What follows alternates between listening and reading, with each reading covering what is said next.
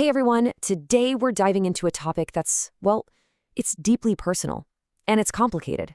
We're talking about trauma, and not just as some abstract idea, but as a real, lived experience that can completely change how we see ourselves and the world around us. This is really a journey of understanding, and ultimately a journey toward healing. So let's get started by looking at what happens when our own personal story gets fractured by these experiences. We often think of trauma as this one single massive event, a catastrophe. And sometimes it is. But for so many people, it's something a lot quieter, more insidious. Psychological maltreatment, it's been called a death by 1,000 cuts. It's this slow, gradual buildup of wounds from things like constant criticism or being invalidated or emotional neglect.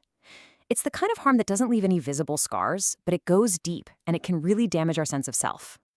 So to even begin healing, we first have to get a handle on what trauma does to our inner world. And one of the biggest things it does is mess with our personal story, our narrative. It just shatters the timeline of our lives, making the past feel like it's constantly happening right now, in the present. To really get this, let's start with a clear definition. When we say trauma, what we're talking about is an emotional and psychological response to something so distressing that it just completely overwhelms our ability to cope. This has nothing to do with weakness. It's about the brain and the body being pushed way past their limits.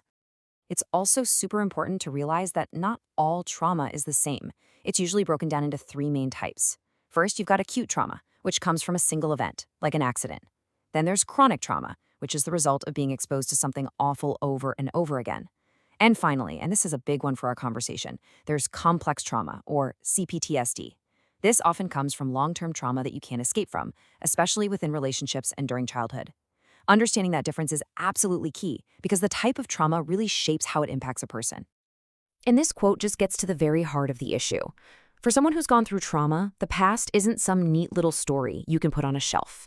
The writer Dominic LaCapra nails it when he says the past is constantly relived and reinterpreted. And that's exactly why trauma can feel so disorienting. The memory isn't just a memory, it feels like an active, ongoing experience. Okay, so this fragmented sense of the past can lead to one of the most confusing and painful things that can happen after chronic abuse, trauma bonding. We're talking about that powerful and what seems like a totally illogical attachment that can form between a victim and their abuser. So what makes trauma bonding so incredibly powerful? It's the psychological trick behind it. This bond gets forged in a cycle of abuse followed by these little moments of kindness or remorse. It's called intermittent reinforcement, that unpredictable switch between cruelty and affection, and it is one of the most powerful forces out there. It can literally override a person's rational judgment, making it feel almost impossible to leave. And this right here, this is the engine that drives trauma bonding.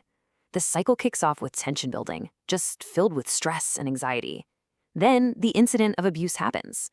But right after that comes the reconciliation stage, the apologies, the affection, the promises that it'll never happen again. And this creates a moment of calm, and most importantly, it creates hope. The person isn't bonding to the abuse, they're bonding to that glimmer of hope. And then, of course, the cycle repeats, and that bond just gets stronger and stronger each time.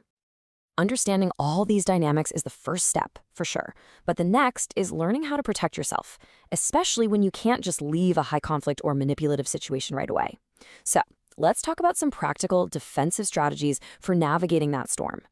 Two really powerful tools here are the gray rock and BIF methods. The gray rock method is pretty much what it sounds like. You make yourself as uninteresting as a plain gray rock. You become emotionally unresponsive. You give short, factual answers. You're basically trying to deny a manipulator the drama that they feed on. Now the risk? It can sometimes cause what's called an extinction burst. Think of it like when your vending machine eats your dollar. You don't just walk away. You hit the buttons harder. The manipulator might escalate their behavior to try and force that reaction they're not getting anymore. Then you have the BIF method, which is all about communication. Your response should be brief, informative, friendly, and firm. BIF. It's designed to shut down a high-conflict conversation without giving them anything to argue about. Okay, so we've moved from understanding to defense. Now let's talk about recovery. Healing from trauma, especially complex PTSD, isn't just about managing symptoms. It's about the incredibly profound and courageous work of reclaiming your own story and rebuilding your very sense of self. And this is just so important to understand. The kind of prolonged trauma that causes CPTSD, it doesn't just leave you with bad memories. It fundamentally attacks your identity. It can leave you with this deep, chronic shame, feeling like you're somehow defective or even invisible. The core wound here is a fragmented sense of self, and because of that, real healing has to involve the active process of rebuilding that identity, pretty much from the ground up. And this is such a vital reframe. The goal of recovery isn't to forget what happened or to erase the past. I mean, that's impossible. Instead, it's all about integrating those experiences into a new narrative, one where you are the author, not the victim. It's about reclaiming your story. So what does that journey actually look like? Let's walk through a framework for who to move from just a state of surviving to a place where you can actually truly thrive. Now, this isn't some simple checklist, right? It's a journey with a lot of different parts. It means acknowledging the trauma, but not letting it become your entire identity. It means you have to cultivate self-compassion to fight back against that inner critic that trauma loves to create. It's about reconnecting with your own values, setting up firm boundaries, and building a support system of people who actually get it. And of course, getting professional support through therapies like trauma-focused CBT or EMDR can be an absolutely indispensable part of this whole process. I absolutely love this metaphor. The entire journey we've been talking about, it can really be summed up in this one beautiful line. Healing is the act of stitching up the sutures in the narrative's long seam.